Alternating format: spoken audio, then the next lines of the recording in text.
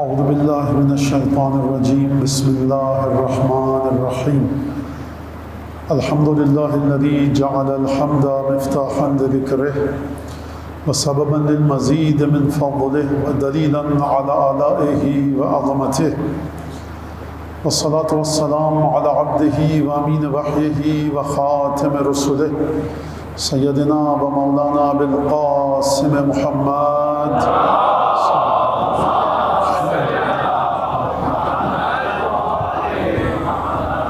وعلى أهل بيته الطيبين الطاهرين الذين أذهب الله عنهم الرجس وطهرهم تطهيرا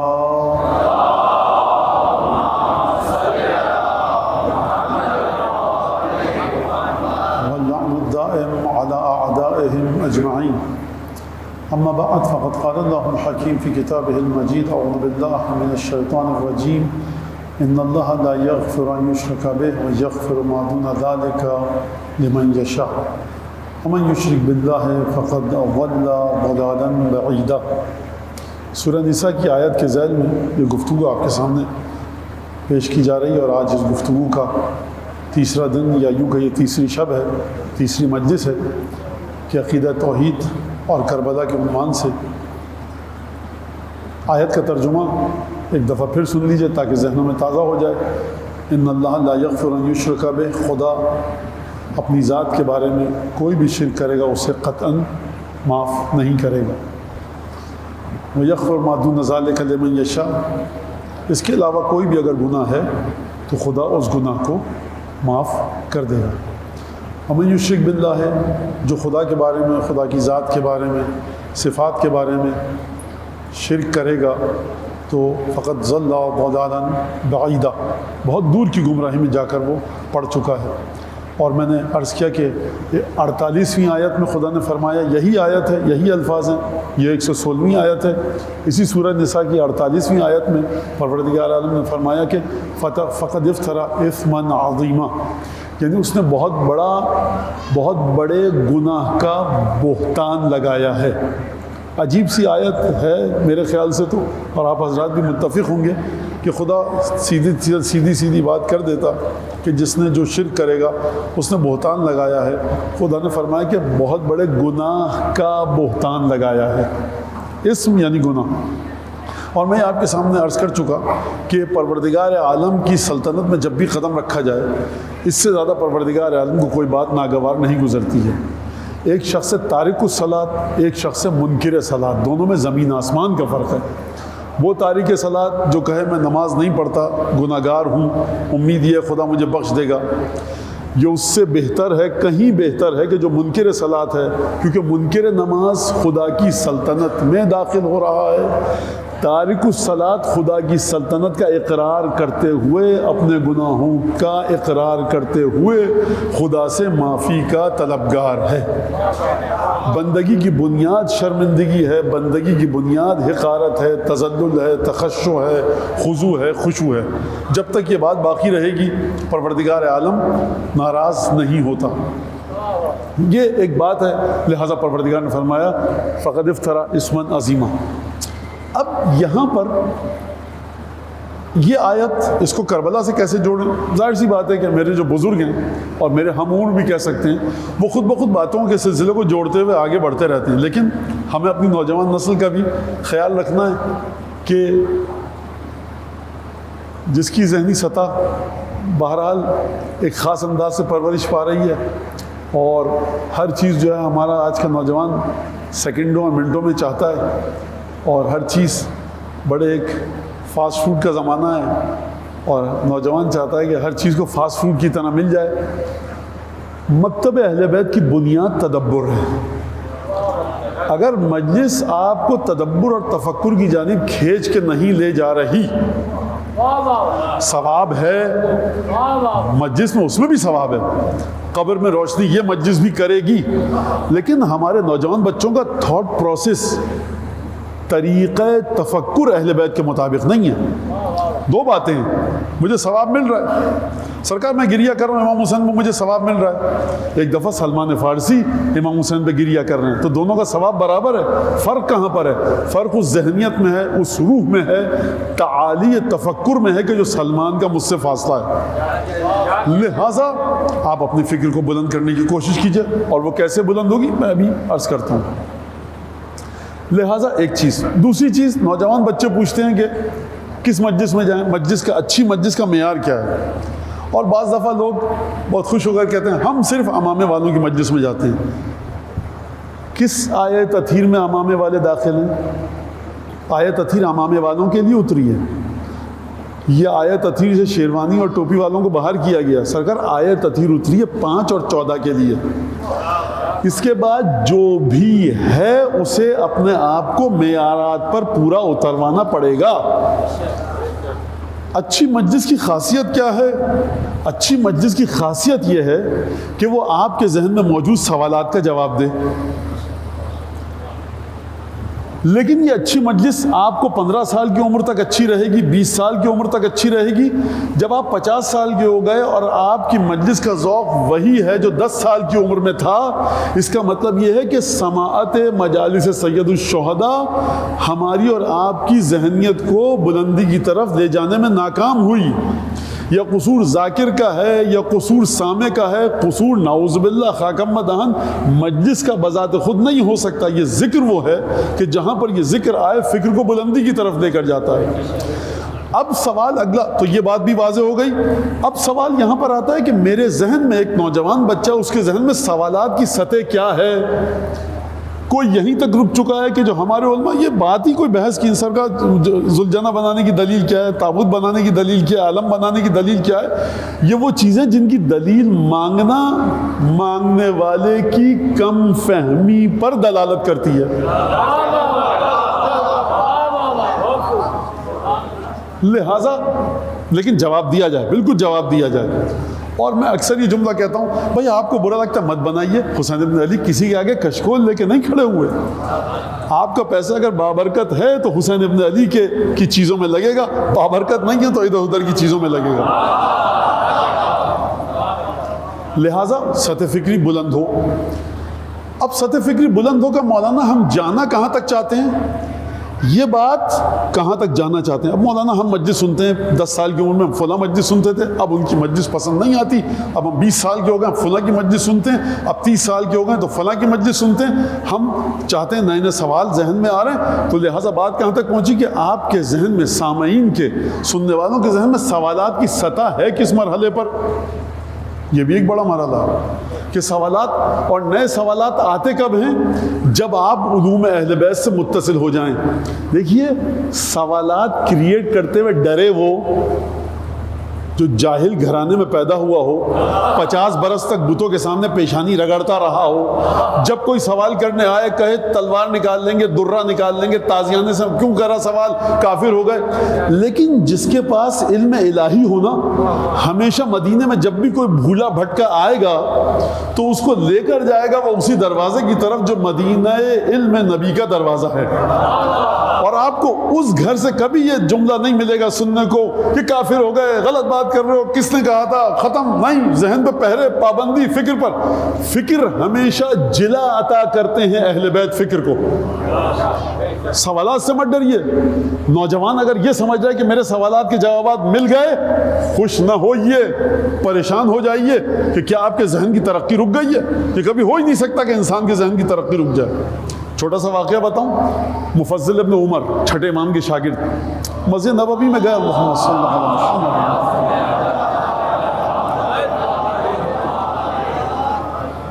کہیں پر انسان کہتا ہے کہ چھٹے امام اور نام بھی لیتا ہے تو لوگ حوندقوں کی طرح دیکھ رہے ہوتے ہیں کس کا نام دیا. ماشاءاللہ سے میں نے چھٹے امام کا، آپ نے صلوات بھیجی، ایک دفعہ اور درود بھیجیے.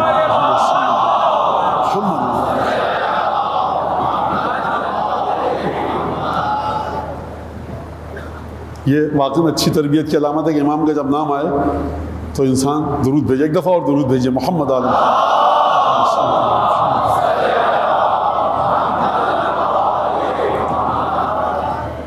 اور یہ دیکھیے یہ باتیں مجھے تھوڑی دیر کے لیے کرنے دیجیے تاکہ ہم ان باتوں کو طے کر کے پھر آگے بڑھیں. اور تو مفضل ابن عمر چھٹے امام کے شاگرد مسجد نبوی میں گئے، ابن مقفع اور بیٹھا ہوا تھا وہاں پر، ابن ابی لوجا ملحد تھے، دہریے تھے، یہ خدا کو نہیں مانتے تھے، رسول کو نہیں مانتے تھے. جب رسول اور خدا کو نہیں مانتے تو چھٹے امام کو بھی نہیں مانتے ہوں گے. تو انہوں نے اعتراض کرنا شروع کیا، کس سے؟ مفضل ابن عمر سے، چھٹے امام کے شاگرد تھے. ایک دفعہ اعتراض کیا، بحث ہوئی اور مفضل کی آواز بلند ہو گئی. تو اس نے کہا کس کے شاگرد ہو؟ کیوں پوچھا اس نے سوال؟ اس وجہ سے کہ مدینہ میں بہت سارے مدارس تھے، اسکولز تھے، درسگاہیں تھیں. تم شاگرد کس کے ہو؟ کیوں پوچھا اس نے؟ جب مفضل کی آواز بلند ہوئی، چیخنے چلانے لگے، تب کہا کہ شاگرد کس کے ہو؟ کہا کہ جعفر ابن محمد کا. کہا کہ ہم نے اس سے زیادہ خطرناک سوالات، اس سے زیادہ خطرناک اعتراضات خود تمہارے استاد کے سامنے جا کر کیے. وہ تو اس طرح نہیں چلاتا چیختا. سوال جو کرنا ہے آپ کی، جب جواب سننے کے لیے ہمت چاہیے. وہ بڑے آرام سے جواب دیتا ہے. لہٰذا پھر مفضل بڑے ایک پریشان ہو کر غصے میں ناراضگی کے ساتھ چھٹے امام کے پاس کہا، یا ابن رسول اللہ کیا ہو رہا ہے؟ امام نے کہا کل آنا، کاغذ قلم لے کر آنا. اور امام پریشان نہیں ہوئے. سرکار پریشان وہ ہو جس کی بنیاد بودی ہو، جس کی بنیاد سست ہو، جو ریت کے گھروندے بنا کر بیٹھا ہو. ولایت علی ابن ابی طالب حصنی، خدا فرما رہا ہے علی کی ولایت میرا مضبوط قلعہ ہے. جو ولایت کے مضبوط قلعے میں ہے وہ سوالات کی وجہ سے ڈرتا نہیں ہے. اور اسی وجہ سے اب یہاں سے اگر نہج البلاغہ کا مطالعہ کیا جائے، صحیفہ سجادیہ کا مطالعہ کیا جائے، تو آج کل ایک مسئلہ چل چکا فیشن، سب ایتھیسٹ ہو گئے، وہ خدا کو نہیں مانتے. تو اس کو میں بتاتا ہوں ابھی آپ کو کہ میں نے یہاں تک آپ کو کیوں لے کے آیا. اس کی وجہ یہ ہے کہ وہ پروردگار عالم کہ جس کو نہ کسی نے دیکھا، نہ سونگھا، نہ چکھا، نہ چھوا، پروردگار پانچوں حواس سے ماورا ہے. دنیا کی ہر چیز کو آپ سیکھتے ہیں، سمجھتے ہیں پانچ حواس کے ذریعے. دیکھیے بچوں کے ساتھ میں گفتگو کر رہا ہوں، اب میرے بزرگ اور میرے ہم عمر مجھے معاف فرمائیں گے کہ ان کا وقت اگر ضائع ہو رہا ہے. نوجوان بچے غور سے سنیں، اور اگر یہ ہم گفتگو نہ کریں تو نوجوان بچوں کی تربیت کیسے ہوگی؟ یہ امام حسین کے صدقے میں ہم مولویوں کی پکڑ میں آ جاتے ہیں نوجوان بچے، ورنہ نہ ہماری اتنی اوقات ہے کہ ہم ان کو پکڑ سکیں اور نہ یہ ہماری بات سنتے ہیں. یہ تو صدقہ سید الشہداء کا کل جو نوجوان بچہ سلام پڑھ رہا تھا کہ حیات لمحہ بلمحہ کرم حسین کا، واقعی یہ سید الشہداء کا کرم ہے، ورنہ کس کے پاس وقت ہے کہ دین کی باتیں سنیں؟ یہ تو حسین ابن علی کے شخصیت کا ہوں، کیا لفظ استعمال کروں کہ ان کے صدقے میں ہے. تو بات یہ ہے کہ توحید کا امامت کے ساتھ جو تعلق ہے اور کربلا کے ساتھ جو تعلق ہے وہ یہ کہ، اور ہم نے جو کربلا کا عنوان رکھا وہ یہ کہ آپ تھوڑی دیر کے لیے دہریے بن جائیے. معذرت کے ساتھ تھوڑی دیر کے لیے کہیے میں خدا کو قبول نہیں کرتا، نہ خدا دیکھنے میں آتا ہے، نہ سننے میں، نہ سونگنے میں، نہ چکھنے میں. میں خدا کو قبول نہیں کرتا. تمام مقاتل کی کتابیں میں آپ کو دوں. کئی صاحب اس میں ایک شخص تھا، نام تھا حسین، باپ تھا علی، رسول کا نواسا تھا. کربلا کا واقعہ آپ خوب توجہ سے پڑھیے شروع سے آخر تک. کربلا کی شروع کہاں سے ہے؟ مدینہ سے. 28 رجب، آخر 10 محرم نہیں ہے. کربلا کا اختتام ہے دربار شام. اختتام اس معنوں میں کہ وہ پورا پروسیس ختم ہو گیا جو امام حسین کی وصیت تھی اپنی بہن کو اور اپنے بیٹے کو. اس واقعے کو پڑھو. سرکار ایک ذرا سا معمولی بات کہہ دیتے حسین کہ پیغام پہنچا دو یزید کو کہ ہم تمہارے ساتھ ہیں، اب تو ہمیں جانے دو، اور جا کر فوجوں کو اکٹھا کرتے، پھر جنگ کرتے. ہو سکتا تھا نا آج کل کی سیاسی چال بازیوں کو دیکھتے ہوئے جو دنیا کی ہے، یہ کر سکتے تھے کہ نہیں کر سکتے تھے؟ کر سکتے تھے. اتنے زبردست طریقے سے جو امانت الہی کو لے کر آگے بڑھے اور خود قتل ہو جائے راہ خدا میں، اور اس کے بعد اس کے قافلے کی 3 اور 4 برس کے بچے اور بچیاں، مجال ہے جو کربلا سے کوفے تک اور کوفے سے شام تک شکایت کا ایک حرف زبان پر آئے اور بہن خطبے دے عظیم الشان انداز میں، جس کے 18 بھائی بھتیجے بیٹے مار دیے گئے ہوں، وہ خاتون ہو. گفتگو کس طرح کرے گی؟ گفتگو سے نسوانیت چھلکے گی، صنف نازک ہونے کا اعلان ہوگا. لہجہ ہے علی ابن ابی طالب کا، فصاحت اور بلاغت علی ابن ابی طالب کی، اور گفتگو کے اندر جملے وہ ہیں کہ اگر آپ جملے پڑھ لیجئے تو آپ سمجھ نہیں پائیں گے کہ خطبہ جناب زینب کا ہے یا علی مرتضیٰ کا ہے. خدا نہیں ہے، زینب کبریٰ تو ہیں۔ اب آپ بتائیے، ایتھیسٹ ہیں آپ اس خاتون کی زندگی کے واقعات کو پڑھ کر مانتے ہیں کہ آخر کس حقیقت کی بنیاد پر یہ خاتون جم کے ڈٹ کے خطبہ دے رہی تھی؟ کس حقیقت کی بنیاد پر حسین ابن علی اس طرح سے شہید ہوئے؟ کس حقیقت کی بنیاد پر مسلم ابن عقیل شہید ہوئے؟ کس حقیقت کی بنیاد پر؟ اب میں بچوں سے یہ ایک مثال دے رہا ہوں، تو ہم کہیں بچوں سے کہ صاحب وہ لیفٹیننٹ جنرل صاحب بیٹھے ہیں وہاں، آپ ان کے کمرے میں جا سکتے ہیں؟ کہ ہاں 6 7 8 10 فٹ کی دیوار ہے، ہم پھان کے چلے جائیں گے اور درانہ وار دوڑتے ہوئے گھس جائیں گے لیفٹیننٹ جنرل صاحب کے کمرے میں، ڈائریکٹر صاحب ہیں فلاں ادارے کے، ان کے کمرے میں چلے جائیں گے، دیوار تو پھاندنا ہے۔ تو آپ کیا کہیں گے؟ کہیں گے کہ بیٹا جب کود پاؤ گے نا تم کہ جب وہاں پر جو پہرے دار ہے اس کی نگاہوں سے بچ کے جاؤ گے۔ تو سرکار آپ خدا کے وجود پر حملے اس وقت کیجئے گا جب آپ کربلا کے پہرے کو غچہ دے کر خدا کی ذات پر حملہ کر سکیں۔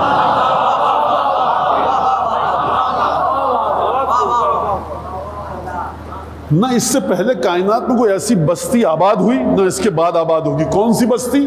مدینہ فاضلہ جس کی افلاطون بات کرتا ہے، وہ 2 محرم کو آباد ہوئی اور شام غریبہ کو وہ بستی اس کے خیمے جلا دیے گئے۔ اس سے نہ پہلے ایسی بستی آباد ہوئی تھی نہ اس کے بعد ایسی بستی آباد ہوئی تھی۔ یعنی جب بستیاں آباد ہوتی ہیں تو بستیوں میں بسنے والے لوگ اپنے حقوق کے بارے میں سوچتے ہیں اور اپنے فرائض کے بارے میں، یا ڈیوٹی ہے سرکار یا رائٹس ہے، اس کے علاوہ تو کچھ نہیں، یا آپ کے حقوق ہیں یا آپ کے فرائض ہیں۔ عجیب مرحلہ توحید کا کربلا والوں کا کہ یہ اپنے حق کو بھول کر صرف ایک فرض کو یاد رکھے ہوئے ہیں، حسین کا ساتھ نہ چھوڑنا، حسین کا ساتھ نہ چھوڑنا۔ اگر آپ کو اس جملے کی جڑیں ڈھونڈنی ہے نا کہ تاریخ میں کہاں پر ملتی ہیں، یہ جو میں کہہ رہا ہوں جڑیں ڈھونڈنی ہیں، میں یہ نہیں کہہ رہا کہ سیدانیوں نے عمرو بن حمق خزائی سے یہ جملہ سیکھا تھا، نہیں، جڑوں کا مطلب تاریخ کے دھارے پہ ذرا پیچھے آئیے۔ جنگ جمل صفین نہروان ہو رہی ہے، امیر المومنین کے پاس صحابی آتا ہے امیر المومنین کا، عمرو بن حمق خزائی، اور یہ وہ ان چیدہ اور چنندہ صحابیوں میں سے ہے کہ جس پر امام امیر المومنین کو فخر تھا۔ امیر المومنین اگر کسی پر فخر کرے نا، اس کا مطلب ہے خدا فخر کر رہا ہے۔ یہ اس طرح کا صحابی امیر المومنین کا آیا، اور ایک دفعہ عجیب بات کی، شیخ مفید نے اس کے روایت کو لکھا ہے کہ مولا عجیب جملہ ہے، لو کلفتنی نقل الجبال الرواسی ونزح البحور الطوامی، مولا اگر آپ مجھے حکم دیں کہ بڑے بڑے پہاڑوں کو سرکا دو اور کھسکا دو، ونزح البحور الطوامی، بڑے بڑے سمندر جن میں تلاطم آ رہا ہے ان کو خالی کر دو، دونوں کام ناممکن ہیں، حتیٰ یاتی یومی ھذا، یہاں تک کہ آج کا دن آئے اور ہم صفین میں آپ کے ساتھ ہیں، وفی یدی سیفی، میرے ہاتھ میں یہ میری تلوار ہو، احز بہ عدوک، جس سے میں آپ کے دشمن کو پیچھے ہکاؤں، یعلو بہ کعبک، آپ کی بلندی کو مزید بلندی پر لے کر جاؤں، فضائل کو پھیلاؤں، یفلج بہ حجتک، آپ کی دلیل کو مضبوط کروں، ما ظننت انی ادیت من حقک الذی یجب لک علی، ان سب کاموں کے باوجود بھی میں نہیں سمجھتا، پہاڑ کھسکا دیے، سمندروں کو خالی کر دیا، جنگ میں تلوار چلا لی، مولا کے فضائل کو نشر کر دیا، اب بچا کیا؟ کچھ نہیں بچا نا۔ عمرو بن حمق خزائی کہہ رہے ہیں ما ظننت انی ادیت من حقک الذی یجب لک علی، اس کے باوجود بھی میں نہیں سمجھتا کہ میں نے آپ کے اس واجب حق میں جو میری گردن پر ہے رتی برابر بھی ادا کیا ہو۔ پہلا اور آخری مرحلہ اس فرش عزا کا یہی ہے کہ ہم حسین کا حق ادا نہیں کر سکتے۔ دوسرا اثر جو آپ کو مجلسوں کا ملنا چاہیے وہ یہ کہ انی تارکن فیکم الثقلین، کتاب اللہ و عطرتی اہل بیتی، 2 چیزیں چھوڑ کر گئے رسول خدا، قابل ذکر قابل قدر۔ فمن ثقلت موازینہ، قرآن کہہ رہا ہے کہ ترازو جس کے بھاری ہوں گے قیامت میں وہ بچ کے نکلے گا ثقل سے، اور رسول خدا 2 بھاری چیزیں چھوڑ کر گئے، ایک قرآن دوسرے اہل بیت۔ یعنی قیامت میں اگر جاؤ ایک ہاتھ میں قرآن دوسری طرف اہل بیت ہو تب سمجھنا کہ تمہارے ترازو عمل میں وزن ہوگا، ورنہ ہزاروں کروڑوں نماز روزے لے کر جاؤ اگر ان دونوں سے متصل نہیں ہو ترازو کا پلہ ہلکا ہی رہے گا۔ دوسرا مرحلہ مجلس کا یہ۔ تیسرا مرحلہ مجلس کا کیا؟ کہ 14 اور 5 12 کے علاوہ اس وقت غیبت کبریٰ میں خدا کے پاس کوئی اور کام کی بات ہے نہیں. کیا مطلب؟ سرکار اگر کام کی چیز ہوتی تو رسول خدا اس کا ذکر کر کے بھونچکا سر اچھمبے میں حیرت میں کیوں آ گئے ہیں آپ؟ اگر اس سے بڑھ کر کوئی چیز ہوتی تو رسول خدا اس کا ذکر کر کے جاتے کہ نہیں جاتے؟ یا تو کہ یہ علم تھا نہیں بتایا یہ رسول کر نہیں سکتا، یا یہ کہ یہ علم نہیں تھا تھی یہ ہو نہیں سکتا کہ رسول کو علم نہ ہو. اس کا مطلب ہے سمجھ لیجئے کہ کائنات کے رسول نے، رسول اللہ نے دنیا اور آخرت، برزخ و دنیا، ظاہر و باطن، شہود و غیب، تمام چیزوں کو دیکھا اور سمجھ گیا کہ اگر کوئی چیز ہے تو یہی دو چیزیں ہیں. لہٰذا حدیث ثقلین کا معنی بھی کرتا جاؤں اپنے نوجوان بچوں کے لیے امام سجاد کی حدیث کی مدد سے. وہ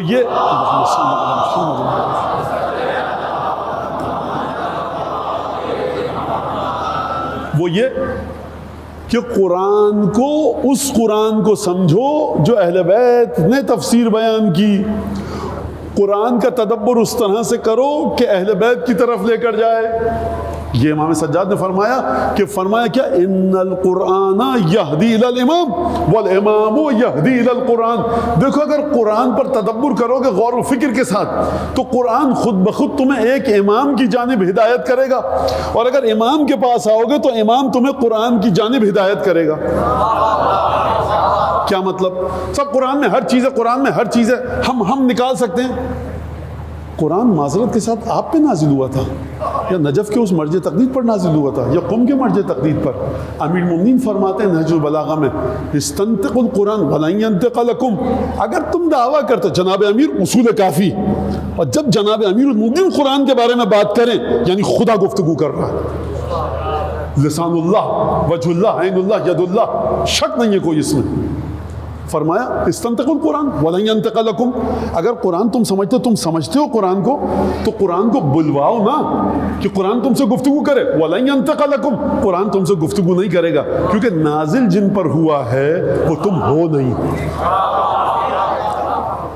لہٰذا اگر یہ بات سمجھ میں آ گئی آپ کے تو قرآن میں ہر چیز ہے نکالیے. سرکار قرآن کس جانب ہدایت کرتا ہے؟ قرآن کی آیات کو دیکھیں تو پزل کی طرح ہے قرآن کی آیات. اب جا کر دیکھیے قرآن ہمیشہ ایک انسان کا ذکر کرے گا جو ہدایت پر ہے. قرآن ایک انسان کا ذکر کرے گا جو نور کا مالک ہے. قرآن ایک انسان کا ذکر کرے گا جو ہدایت کا مالک ہے. قرآن ایک انسان کا ذکر کرے گا جس سے خدا خوش ہے. قرآن ایک انسان کا ذکر کرے گا جس سے رسول خدا خوش ہیں.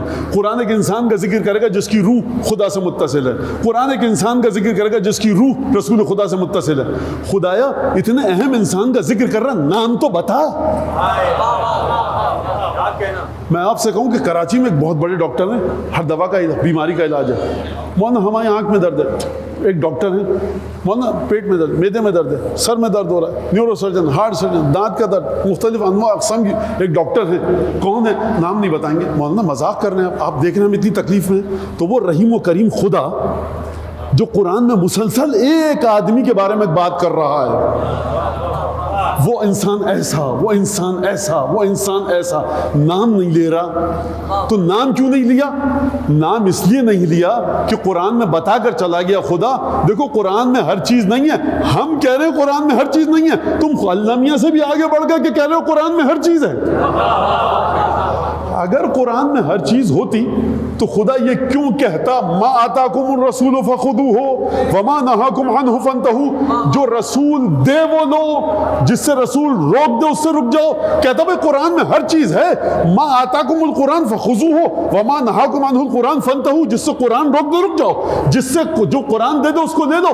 تو خداوند تبارک و تعالیٰ جو قرآن کو نازل کر رہا ہے وہ کہہ رہے دیکھو قرآن ایک الگ چیز ہے، رسول کی ذات بھی ایک حقیقت رکھتی ہے. کتنی خوبصورتی کے ساتھ خداوند تبارک و تعالیٰ نے اس غلط فکر کو جڑ سے اکھاڑ پھینکا کہ ہمارے لیے قرآن کافی ہے.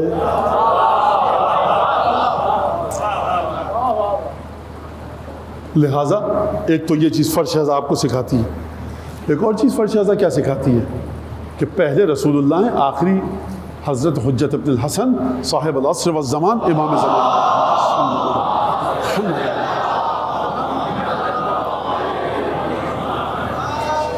ایک اور درود ہے محمد علیہ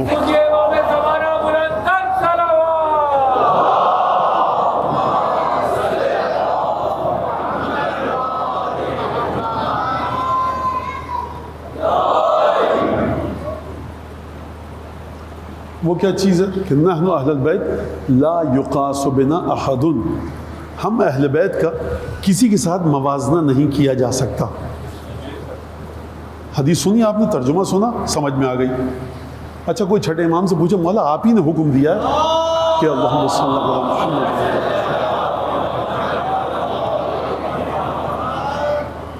کہ مولا آپ ہی نے حکم دیا کہ جب ہم کوئی بات کریں پوچھو سمجھو، تو آپ سے کیوں نہیں کسی کا مقایسہ کیا جا سکتا؟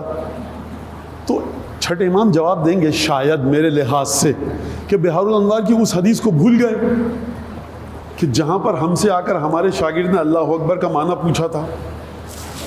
صحابی آتا ہے امام کے پاس اور آ کر کہتا ہے سرکار یہ نئی ایجادات اتنی ہے کہ انسان اپنے وجود کے ساتھ کسی چیز کو سمیٹے. تو یہ صحیح تو ہے، مجھے ایک آواز آئی ہے عجیب سی آواز آ رہی ہے. چل چھٹے امام کا صحابی آیا، شاگرد امام کے پاس کہا کہ ابن رسول اللہ ما معنی اللہ اکبر، اللہ اکبر کا معنی کیا ہے؟ چھٹے امام کا زمانہ ہے، مدینہ میں ایک سے بڑھ کر ایک یونیورسٹیز ہیں، بیچارے کو اللہ اکبر کا معنی نہیں پتہ چل رہا. چھٹے امام نے عجیب جملہ کہا، اور یہ ائمہ کی عادت تھی، یہ ائمہ کی عادت ہے. ماذا یقولون، پہلے یہ تو بتاؤ ادھر ادھر سے سمیٹ کے لائے کیا ہو، لوگ کیا کہتے ہیں یہ تو بتاؤ. ساتویں امام کا یہ واقعہ ملتا ہے، چھٹے امام کا یہ واقعہ ملتا ہے، آٹھویں امام کے بارے میں واقعہ ملتا ہے. یہ امام کیوں پوچھتے تھے؟ یعنی سمجھ سکیں کہ شاگرد کی ذہنیت ہے کس سطح کی. بیچارہ کس در کی ٹھوکریں کھا کر آ رہا ہے، علم کی تلاش میں گیا، بجائے علم کے جہل لے کر آیا. اب ایک عجیب اختلاط کی کیفیت ہے، اختلاط قلب ہو رہا ہے. ہمیشہ یاد رکھیے گا جہل بنیاد بنتا ہے ایمان سے دور ہونے کی. علم ایمان کی طرف لے کر جاتا ہے. جب ایمان آتا ہے تو پھر یہ ابو الفضل عباس کی زیارت کا جملہ سمجھیے، اشہد انک لم تنکل ولم تہن. مولا عباس میں گواہی دیتا ہوں، میں کربلا کے میدان میں نہیں تھا لیکن گواہی دیتا ہوں کہ آپ ذرہ موقع کے لیے، کہ رتی برابر لمحے کے لیے نہ آپ کے قدم میں لغزش آئی. یہ جسارت نہ ہو جائے مولا عباس کی بارگاہ میں. ترجمہ یہ میں غلط کر رہا ہوں، اس کے علاوہ اردو کے پاس کوئی لفظ نہیں ہے. لم تہن ولم تنکل یعنی آپ کبھی سست نہیں پڑے، آپ کے قدم کبھی سست نہیں پڑے، آپ کے قدموں میں ہمیشہ طاقت رہی کربلا کے میدان میں. کس بنیاد پر؟ کیونکہ علم کا مرحلہ یہ تھا، تین اماموں سے کی بارگاہ میں موجود ہیں. جب علم یا ایمان اس مقام پر ہے کہ آپ عباس کو آپ نے نہیں دیکھا، مولا کو آپ کربلا کے میدان میں نہیں تھے لیکن آپ گواہی دیتے ہیں، یہ مرحلہ علم کا ہے. لہٰذا امام نے فرمایا ماذا یقولون، لوگ کیا کہتے ہیں اللہ اکبر کے بارے میں.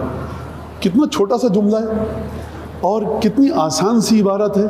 ہر مسلمان اس بات کو 5 دفعہ تو کہتا ہے، نافلہ پڑھنے والا اس سے زیادہ دفعہ، نماز تہجد پڑھنے والا اس سے زیادہ دفعہ. اچھا مسجد نبوی ہے، یہاں پر تابعین بھی ہیں، تبع تابعین بھی ہیں، صحابہ کرام بھی موجود ہیں جو اللہ اکبر کہتے ہوں گے. کئی دفعہ اس بات کو زیر بحث آنا چاہیے کہ نہیں آنا چاہیے کہ اللہ اکبر کا معنی کیا ہے. امام صادق علیہ الصلوۃ والسلام کی جو شہادت ہوئی ہے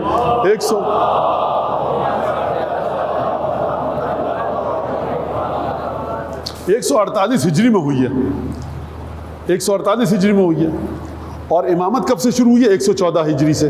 114 سے 148 ہجری کتنے سال ہو گئے؟ میرا حساب اتنا اچھا نہیں، جتنے بھی سال ہو گئے اپنے ذہن میں حساب لگائیے. تو اس میں کسی کو پتہ نہیں، سمجھ میں نہیں آیا. رسول خدا کا شہر ہے. اب آپ سمجھ رہے مسلمانوں کے علم کی حالت کیا تھی؟ یہ تھی حالت کہ اللہ اکبر کا معنی رسول کے جانے کے 100 سال کے بعد، 130 سال کے بعد امام سے پوچھا جا رہا ہے. اس کی وجہ وہی تھی کہ جب در مدینہ علم کو گھر میں محصور کر دیا تو اب علم پرورش کہاں سے پائے گا؟ امام نے کہا ماذا یقولون، لوگ کیا کہتے ہیں؟ کہا کہ لوگ کہتے ہیں اللہ اکبر من کل شیء، اللہ ہر چیز سے بڑا ہے. اگر یہ جواب اس صحابی کی تسلی کا باعث ہوتا تو یہ امام سے آ کر پوچھتا. اس کا مطلب ہے کوئی اختلاج میں مبتلا ہو چکا ہے، یہ جواب کچھ بند نہیں پڑ رہا، کچھ صحیح نہیں لگ رہا ہم کو. اچھا کبھی ہوتا ہے دلیل آپ کو نہیں پتا ہوتی کہ جواب غلط کیوں ہے، لیکن آپ کہتے ہیں کہ نہیں جواب کچھ مولانا لطف نہیں آ رہا، تسلی نہیں ہو رہی. ائمہ کی دوسری عادت سن لیجئے، پہلے پوچھتے ہیں کہ لوگ کیا کہتے ہیں، پھر دوسری عادت پوچھتے ہیں. دوسرا جب سوال آپ بتاتے ہیں نا تو ائمہ کی عادت ہے، ائمہ اس پر ایک بہت سادہ سا اعتراض کرتے ہیں آپ کے ذہن کو اوپر لانے کے لیے. امام نے فرمایا اکان ثمۃ شیء، خدا کے مقابلے میں وہاں کوئی چیز ہے بھی؟ کہ خدا کو اس سے مقابلہ کر کے کہ خدا بڑا ہے وہ چھوٹی ہے؟ یقین کیجئے کہ مجھے خوشی ہوئی کہ آپ نے اس حدیث کو سمجھا، اور نوجوان بچوں کے چہرے بھی ان کی آنکھیں چمک رہی ہیں، اور واقعاً خدا ان بچوں کی ماؤں کو اور باپوں کو سلامت رکھے کہ جو من وجد فی قلبہ برد حب اہل البیت فلیکثر الدعاء لامہ، جو ہم اہل بیت کی محبت کی ٹھنڈک کو اپنے دل میں پائے وہ کیا کرے؟ اپنی ماں کے لیے کثرت سے دعا کرے۔ یہ آپ یہاں واہ واہ نہیں کر رہے، یہ آپ کی ماؤں کی تربیت واہ واہ کر رہی ہے، یہ آپ مجلس میں نہیں بیٹھے ہوئے، یہ اس خاتون کی برکت ہے کہ جس نے آپ کو فرش اعظم پر بیٹھنے کے لائق کیا۔ امام نے مذاق تھوڑی کیا، فلیکثر الدعاء لامہ، اپنی ماں کے لیے دعا کرو۔ کیا امام کے بہرحال ولایت کی ساری چیزیں راز ہیں، کوئی سمجھ نہیں سکتا کہ ولایت کا سفر کہاں سے شروع ہوتا ہے کہاں ختم ہوتا ہے۔ ایک عجیب سلسلہ، ایک عجیب غلغلہ مچا ہوا ہے۔ سرکار کیا کہتے ہیں؟ کہا مولا یہ کہتے ہیں، کہا اکانا سمت شیون، خدا کے مقابلے میں کوئی چیز ہے بھی آنے کے لائق بھی ہے کہ مقایسہ کر سکوں؟ کہا مولا پھر آپ بتائیے۔ کہا اللہ اکبر من ان یوصف، خدا تمہاری ہر تعریف اور توصیف سے بڑا ہے۔ آسان لفظوں میں کہوں، خدا کی تم تعریف و توصیف نہیں کر سکتے۔ آپ نے حدیث سنی، سمجھ بھی لی، تو اب میں کہوں گا مولا یہ آپ نے کیوں فرمایا کہ ہم اہل بیت سے کسی کا مقایسہ مت کرو، کمپیریزن مت کرو؟ کوئی اہل بیت کے برابر آئے گا تب مقایسہ ہوگا نا۔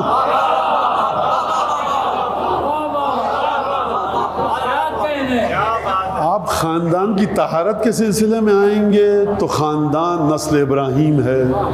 اگر آپ کہیں گے بہت پرانی پشت ہو گئی وہ تو آیت تطہیر نے آ کر اس خاندان کی طہارت کو رینیو کر دیا۔ اگر آپ شفاعت کی بات کریں گے تو سرکار قبر کی پہلی رات سے نہیں، جب آنکھیں بند ہوں گی علی مرتضیٰ آئیں گے، جب پل صراط پر گزریں گے رسول خدا نے فرمایا حب علی بن ابی طالب الجواز علی الصراط، ہر جگہ کا ایک پاسپورٹ ہوتا ہے، ایک اجازت نامہ ہوتا ہے، پل صراط سے گزرنے کا اجازت نامہ ہے علی ابن ابی طالب کی محبت۔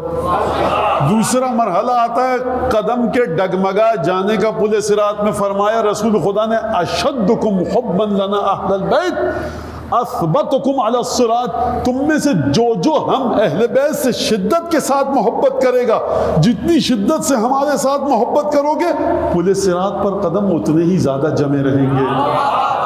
جنت اور جہنم تقسیم ہوگی علی ابن ابی طالب کی محبت کی بنیاد پہ۔ حوض کوثر سے جام پیئیں گے دست مبارک علی ابن ابی طالب سے، لوائے ہم پرچم ہم کو لے کر چلیں گے علی ابن ابی طالب، آپ زیارت کریں گے سرکار، تو آپ اس خانوادے کا مقابلہ کہاں کریں گے جن کے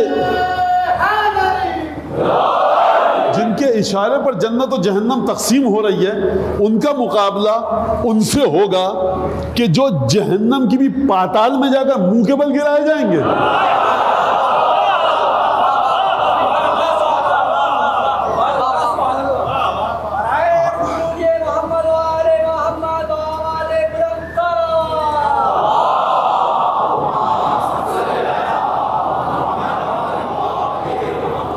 لہٰذا اس چیز کو سمجھیے، کربلا نام ہے حقانیت اہل بیت کو ثابت کرنے کا۔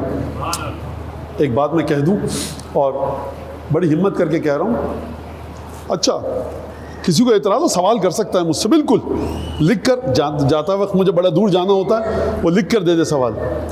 ہم مولانا حضرات کی عادت کیا ہے، ہم چاہتے ہیں کہ آپ لوگ نمازی ہو جائیں، روزہ رکھیں، عبادت کی طرف آئیں۔ ہم کہتے ہیں امام حسین نے قربانی کیوں دی؟ نماز بچانے کے لیے تو دی، روزہ بچانے کے لیے تو دی، یعنی وہ 2 رکعت نماز۔ اگر آپ کو شک ہو رہا ہے، امکان ہے کہ آپ کی نالین چپل جوتے کوئی لے کے چلا جائے گا، آپ نماز توڑ سکتے ہیں۔ امام حسین نے اس کے لیے قربانی دے دی، ایک ایسی چیز کے لیے قربانی دی کہ جس میں یہ تمام عبادتیں موجود ہیں، اگر وہ آ جائے تمام عبادتیں آ جائیں گی، اگر وہ چلی جائے تمام عبادتیں ختم ہو جائیں گی۔ اس بات کو سمجھیے، احادیث اس بات پر دلالت کرتی ہے کربلا امر الہی کا اجرا ہے، کربلا سے کوئی فقہی حکم نہیں نکالا جا سکتا۔ سرکار آپ کیا فقہی حکم نکالیں گے؟ ابراہیم نے اپنے بیوی بچوں کو جا کر بے آب ہو گیا، چٹیل میدان میں چھوڑ دیا، جناب ابراہیم اپنے بچوں کو ذبح کر رہے ہیں، کون سا فقہی حکم نکالیں گے؟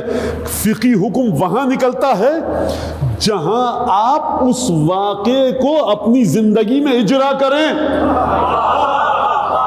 کربلا کے واقعے کے کون سے جز کو آپ اپنی زندگی میں اجرا کرنے کی ہمت ہے؟ جس واقعے کی عظمت اتنی ہے کہ اگر آپ، امام صادق فرماتے ہیں من شرب الماء وذکر حسین ولعن قاتلہ، جو پانی پیے، امام حسین کے قاتل پر لعنت کرے اور امام حسین کی پیاس کو یاد کرے، تو پروردگار کیا کرے گا؟ محا عنہ الف مئہ سیئات، 1,00,000 گناہ معاف کرے گا۔ کتب لہ الف مئہ حسنۃ، 1,00,000 ثواب لکھے گا۔ قضى اللہ لہ الف مئہ حاجۃ، 1,00,000 حاجتوں کو پورا کرے گا۔ رفع اللہ لہ الف مئہ درجۃ، اس کے 1,00,000 درجات کو بلند کرے گا۔ ویلقی اللہ عز وجل یوم القیامہ وہو ثلج الفؤاد، قیامت میں خدا سے اس حال میں ملاقات کرے گا۔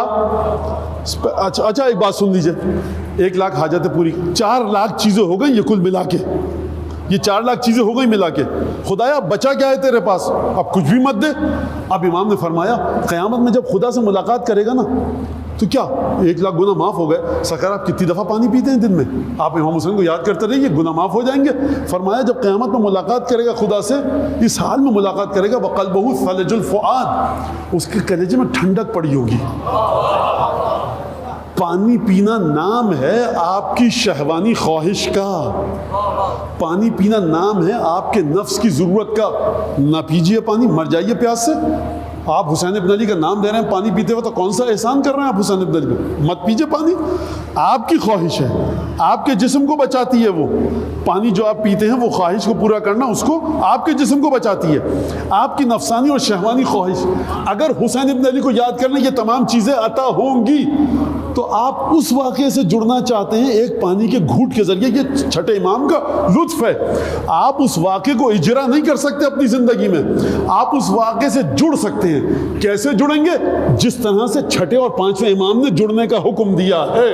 نہ اہل بیت کو کی تعداد کو زیادہ اور کم کرنا کسی کے اختیار میں ہے، نہ ان کے واقعات سے کیسے جڑا جائے یہ کسی کے اختیار میں ہے۔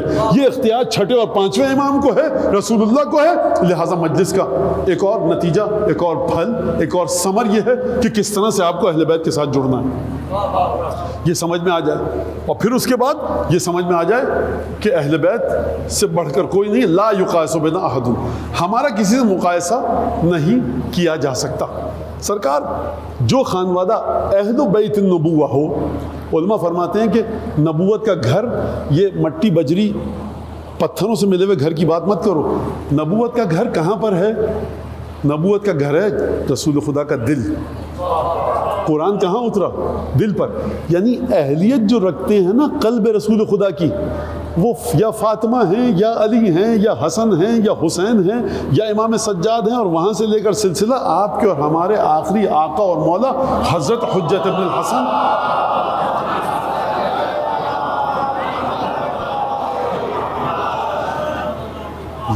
کل میں نے آپ کے سامنے جناب آدم کا واقعہ پیش کیا کہ ہمیشہ خداوند تبارک و تعالیٰ اپنے کسی بندے کے ذریعے اس واقعے کو، اپنی توحید کو آگے لے کر آتا ہے۔ تو یہاں تک آپ سمجھ لیں بات ہماری جو ہوئی تھی، وہ مجھے وعدہ یاد ہے کہ آپ کے سامنے مجھے اس بات کو ثابت کرنا ہے کہ واقعہ کربلا کا سوال قیامت میں ہوگا، واقعہ کربلا کا سوال قبر میں ہوگا۔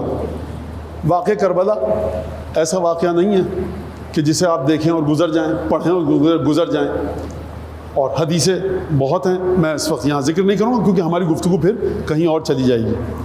لہٰذا آج جو گفتگو میں پیش کروں گا وہ یہ، یعنی مزید جو اب اس بات کو آگے بڑھائیں کہ کیا شرک ممکن ہے یا نہیں ہے۔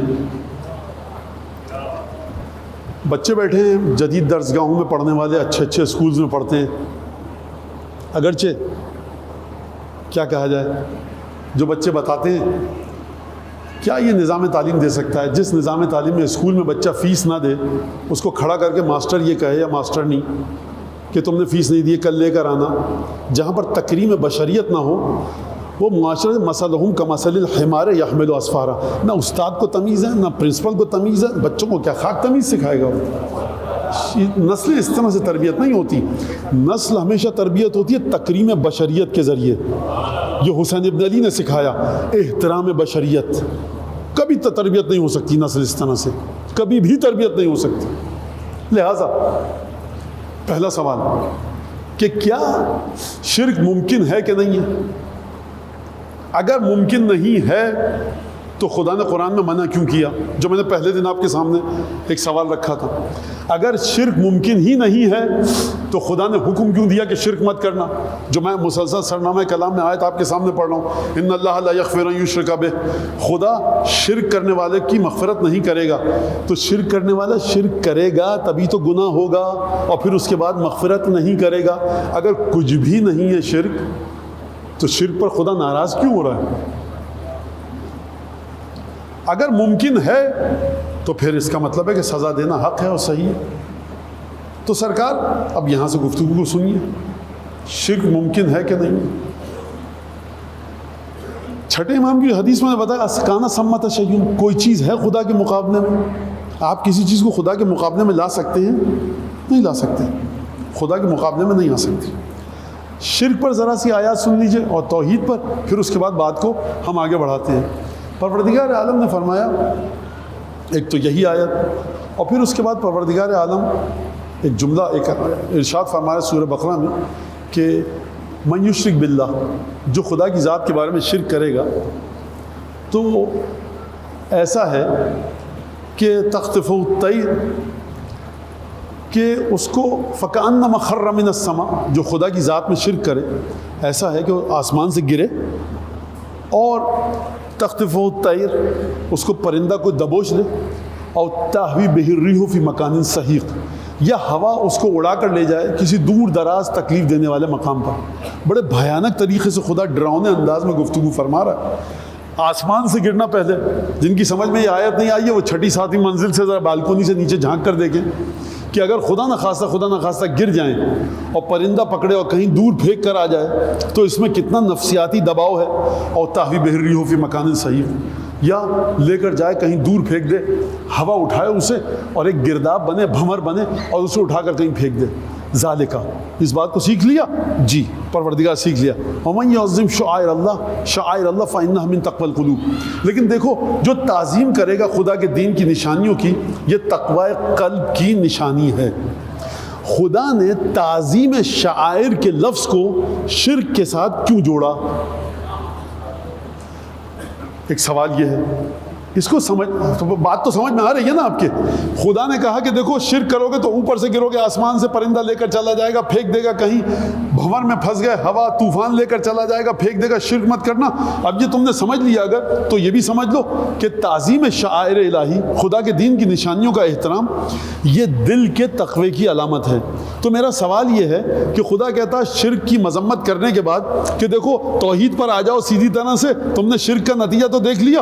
خدا نے شرک کی مذمت کے بعد توحید کی تعریف نہیں کی، کرنی چاہیے تھی توحید کی تعریف۔ کہا دیکھو خدا کے دین کی نشانیوں کو، وجہ کیا ہے؟ وجہ چل کر سمجھیے سورہ بقرہ کی اس آیت میں کہ دیکھو ان الصفا والمروہ من شعائر اللہ، دیکھو صفا اور مروہ دو پہاڑیاں ہیں نا، دو پہاڑیاں آپ سب جانتے ہیں، خدا کی نشانیوں میں سے، ان الصفا والمروہ من شعائر اللہ، اللہ کی نشانیوں میں سے ہیں، اللہ کی نشانیوں میں سے۔ من شعائر دین اللہ نہیں کہا خدا نے، من شعائر اللہ کا، اللہ کی نشانیوں میں سے ہیں۔ فمن حج البیت او اعتمر فلا جناح علیہ ان یطوف بہما، اب جو حج پہ اور عمرے پہ جائے تو وہاں کا طواف کیا کرو، صحیح کیا کرو۔ اور دیکھو مسئلہ یہ ہے کہ جب تم طواف کرو گے وہاں کا جا کر تو یہ خدا کی دین کی نشانیوں میں سے، خدا کی نشانیوں میں سے ہے، لہٰذا صفا و مروہ خدا کی نشانیوں میں سے ہیں۔ اور پھر ومن یعظم شعائر اللہ فإنها من تقوی القلوب، کہ دیکھو تقوی دل کے تقوی کی علامت ہے صفا و مروہ کا طواف کرنا۔ اچھا، یہ بات سمجھ میں آ گئی۔ والبدن جعلناها لکم من شعائر، یہ جو موٹا تازہ تنومن فربہ جانور لے کے جاتے ہو تم مکے میں مینا میں، جتنا زیادہ اس کی جسامت اچھی ہوگی، موٹا تازہ فربہ ہوگا، سمین ہوگا، تو دیکھو یہ اس کو بھی ہم نے اپنے دین کی نشانی اپنی نشانی قرار دیا. حیوان کو اپنی نشانی قرار دے رہا ہے, صفا و مروہ کو نشانی قرار دے رہا ہے. اینما تولوا فثم وجہ اللہ, تم جہاں بھی اپنا منہ پھیرو خدا وہاں پر ہے. لیکن کہا کہ دیکھو اینما کنتم فولوا وجوہکم شطرہ, جہاں بھی ہو نماز پڑھنا چاہ رہے ہو نا تو اپنے منہ کو خانہ کعبہ کی طرف پھیر لو, اور جب حج پہ جاؤ تو استلام حجر اسود کالے پتھر کا بوسہ ضرور لو. پروردگار 10 لاکھ لوگ بوسہ لے کر جا چکے ہیں, اتنا سا چھوٹا سا پتھر بوسہ نہ لیں تو کیا ہوگا. امیر مومنین کو پتہ لگا کوئی صاحب فرما رہے ہیں, اب دیکھیے علم کے مطابق بات کرنی چاہیے ہر انسان کو. کوئی صاحب فرما رہے ہیں کہ اگر میں نہیں دیکھتا کہ رسول خدا تجھے چوم رہے ہیں تو میں تجھے نہیں چومتا, کیونکہ میں جانتا ہوں نہ تو فائدہ دے سکتا ہے نہ نقصان. سننے والے نے سنا, جا کر شکایت کی امیر مومنین سے, کہا کس نے کہا کہ حجر اسود گواہی نہیں دے گا. صاحب یہ جملہ وہ کہہ سکتا ہے جس کی سلطنت عالم وجود پر ہو.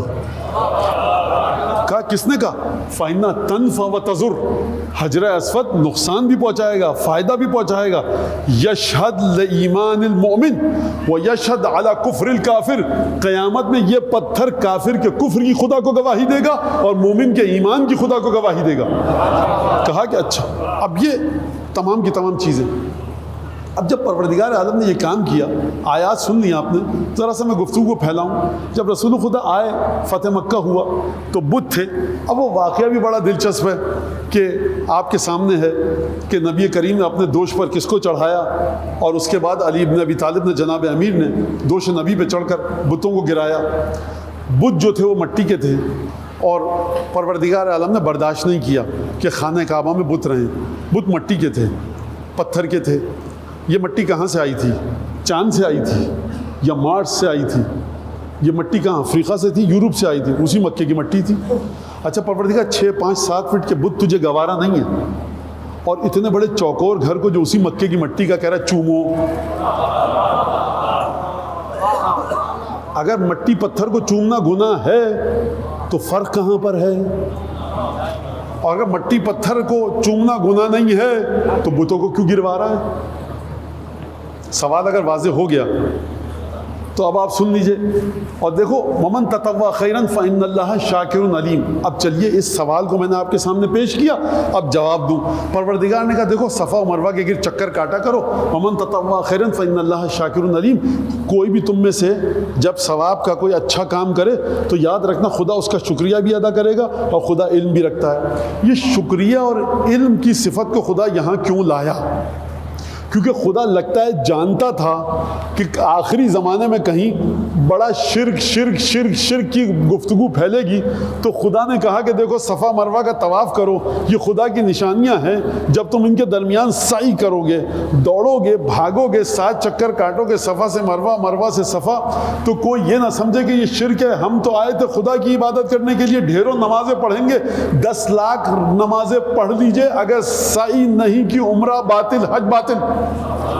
منڈاتے رہیے سر کو, 8-10 لاکھ روپے تیل ہو گئے آپ کے سرکار, ضائع ہو گئے. پروردگار یہ کس کا ہے؟ حضرت ابراہیم کا ہے یہاں پہ سلسلہ؟ نہیں.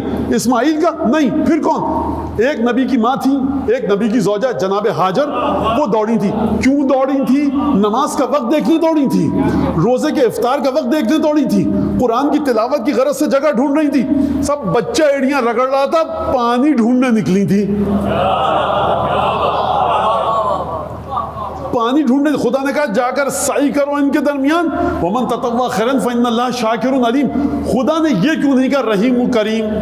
خدا نے یہ کیوں نہیں کہا یقبل التوبہ, خدا تمہارے گناہ معاف کر دے گا؟ شاکرٌ علیم کیوں کہا؟ فإن اللہ شاکر علیم, خدا تمہارا شکریہ ادا کرے گا. سرکار شکریہ جب ادا کیا جاتا ہے کہ جب آپ مد مقابل پر کوئی احسان کریں.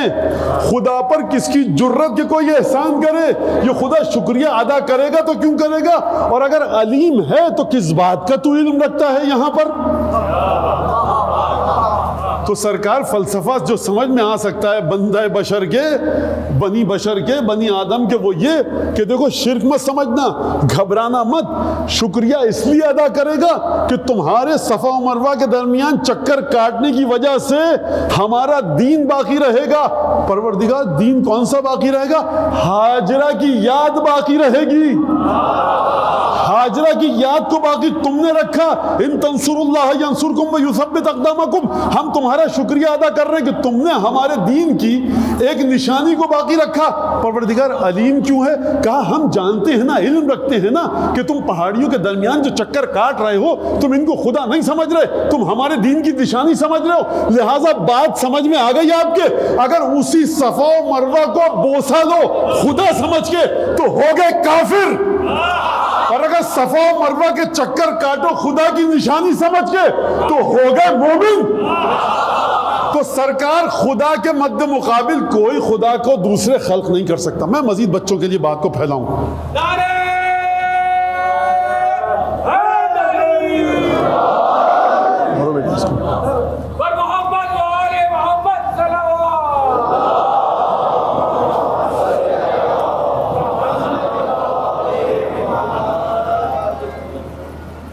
میں آپ کو مثال، بچے بیٹھے ہیں یہاں پر اور سب کارپوریٹ ورلڈ ہے آج کل کی، آپ ہی لوگوں نے سیکھا ہے، مجھے تو اتنا کچھ آتا جاتا نہیں ہے. سب ایڈورٹیزمنٹ کی دنیا ہے.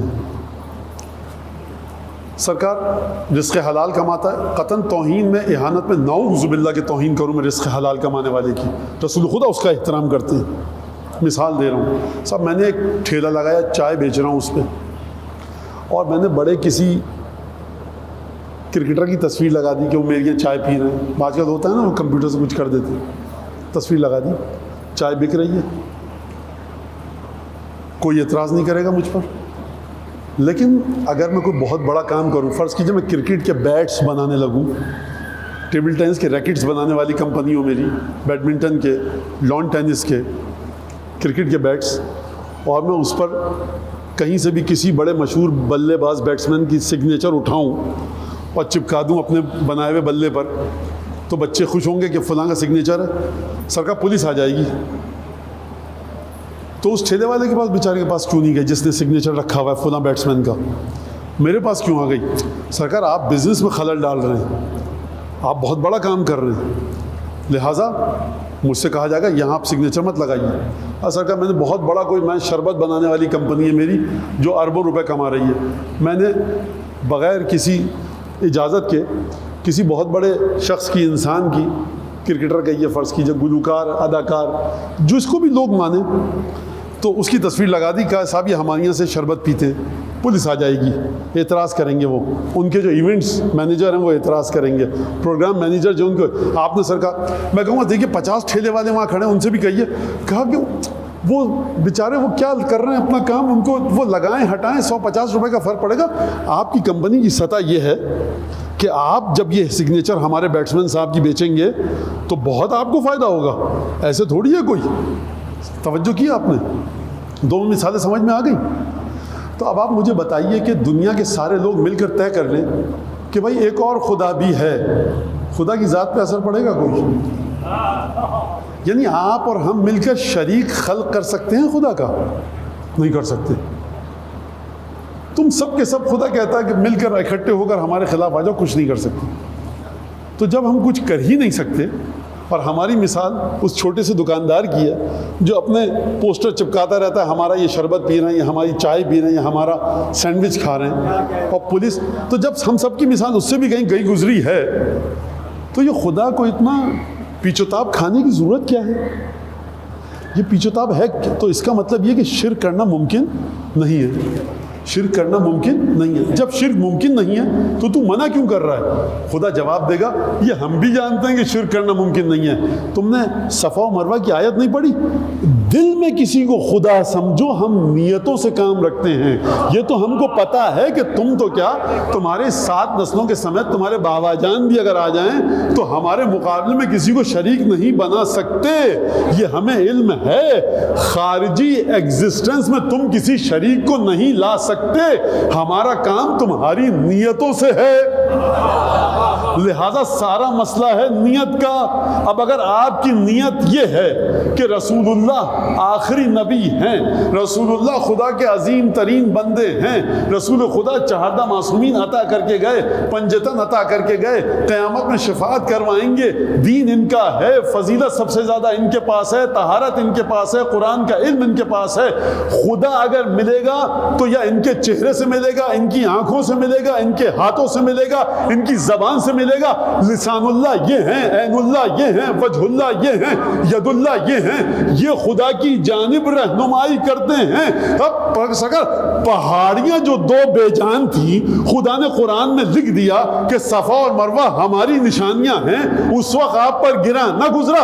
یہاں ہم نے کہا حسن اور حسین کی آنکھیں خدا کی آنکھیں ہیں۔ ایک دفعہ آپ چیمہ جبی ہو گئے، تنک گئے، پریشان ہو گئے، وجہ ہے کیا؟ وجہ کیا ہے؟ سرکار جب بھی اہل بیت نبی کے مقابلے میں کسی کو آپ تکلیف میں دیکھیے تو سمجھ جائیے گا کہ جنگ احد کی تاریخ دہرائی جا رہی ہے۔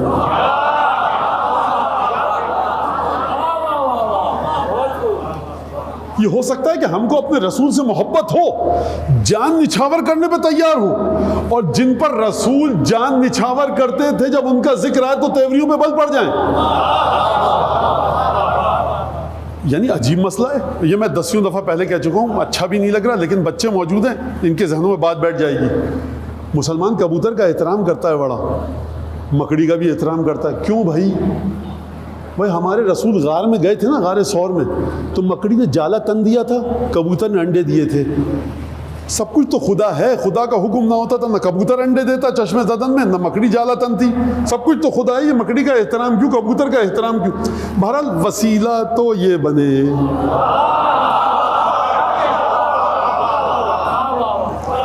مکڑی کا جالا، کبوتر کے انڈے، اتنے تمطراق کے ساتھ ذکر کیا جاتا ہے، اور وہ جو مظلوم میرا اور آپ کا مولا بستر پر سو رہا تھا تلواروں کی چھاؤں میں، وہ نظر نہیں آتا۔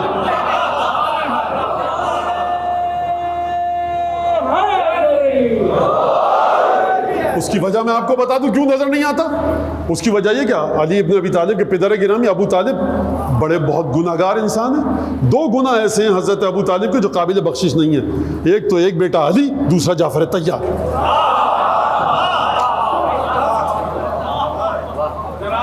ابو طالب کے اوپر صلوات نہیں ہے بہت بلند۔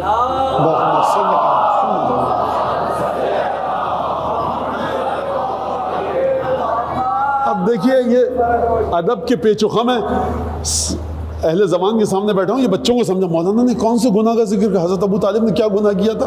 سرکار یہ بھی ایک گفتگو کا طریقہ ہے کہ آپ سمجھائیے گا بچوں کو مولانا کہنا کیا چاہ رہے تھے۔ تو یہ بات ساری یہ ہے کہ آپ کربلا توحید تک آپ کو لے کر جائے گی، جوڑے گی توحید سے۔ کیسے جوڑے گی؟ کیونکہ ثقلت موازینہ، آپ کے نامہ عمل کو وزنی ہونا ہے بروز قیامت۔ اگر اس میں وزن نہیں آئے گا تو لاکھ توحید پر گفتگو کرتے رہیے، کوئی فائدہ نہیں ہے۔ وزن کیسے آئے گا؟ ثقلت موازینہ، وزن آئے گا بھاری چیزوں کے ذریعے۔ ثقلت یعنی ثقل یا ثقل، ثقل دونوں لوگ استعمال کرتے ہیں، بہرحال آپ حضرات بھی۔ تو ثقلت ثقل، یہ بھاری بھرکم چیزیں کون سی؟ انی تارکن فیکم الثقلین، 2 بھاری چیزیں صرف چھوڑ کے جا رہا ہوں۔ لہٰذا اگر حسین ابن علی ثقلین میں ہیں اور قیامت میں وزن ترازو کا آپ کے نامہ عمل کا بھاری ہوگا ثقلین کے ذریعے، تو اب آپ مجھے بتائیے کہ ہر عاقل مسلمان کو ڈھونڈنا چاہیے نا کہ کیا کیا چیزیں ہیں جو بھاری ہوں گی۔ صاحب سرکار آپ جا رہے ہیں، سفر پہ جا رہے ہیں، آپ نے کہا ایئرپورٹ میں داخل ہونے سے پہلے سوٹ کیس کا وزن کر لیا، 20 کلو کی اجازت ہے، آپ کا 35 کلو ہے، تو آپ کیا نکالیں گے؟ پاسپورٹ نکال کے پھینکیں گے، اپنی دوائیں نکال کے پھینکیں گے، فضول چیزیں نکال کر پھینکیں گے؟ حسین ابن علی کے ساتھ کسی فضول چیز کو جوڑنا بند کر دیجیے، پنجتن کے ساتھ فضولیات کو مت جوڑیے، صرف پنجتن کو رکھیے، کیونکہ وزن آپ کو چاہیے۔ آپ کو ایک سفر کرنا ہے صاحب 50 کلومیٹر کا، آپ نے دیکھا موٹر سائیکل میں ایک 200 ملی لیٹر پیٹرول باقی ہے، گاڑی وہاں تک نہیں پہنچ پائے گی کیونکہ اتنی مقدار ہونی چاہیے۔ تو سرکار یہ موٹر سائیکل کار دنیا کی ہے، آخرت کا سفر جس ایندھن کے ذریعے ہوگا نا، جو چیز آپ کو طاقت پرواز دے گی آخرت میں وہ ہے ثقلین. سمیٹتے رہیے ثقلین کو، جو چیزیں ثقلین میں آتی ہیں ان کو اپنے دامن میں رکھتے رہیے تاکہ قیامت میں جب خدا ترازو میں ڈالے تو ثقلین ہو. خدا نہ کرے کہ آپ اور ہم کسی ایسی چیز کو اپنے نامہ عمل میں ڈال لیں کہ جس کا وزن نہ ہو، حجم زیادہ ہو وزن کچھ نہ ہو. کیا مطلب حجم زیادہ ہو وزن کچھ نہ ہو؟ حجم زیادہ کا مطلب یہ ہے 10,000 دفعہ آپ پانی پیے جائیے، کروڑوں دفعہ پانی پیے جائیے، حجم زیادہ ہے، وزن کچھ نہیں ہے. وزن کس میں؟ ایک گھونٹ میں ہے جو حسین کی یاد میں پیا جائے.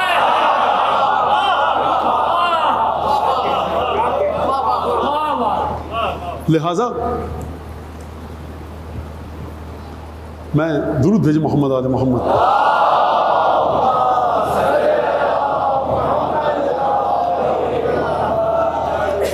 مصائب تو میں نہیں پڑھ رہا، بیٹا لگا دو، نعرہ لگا دو.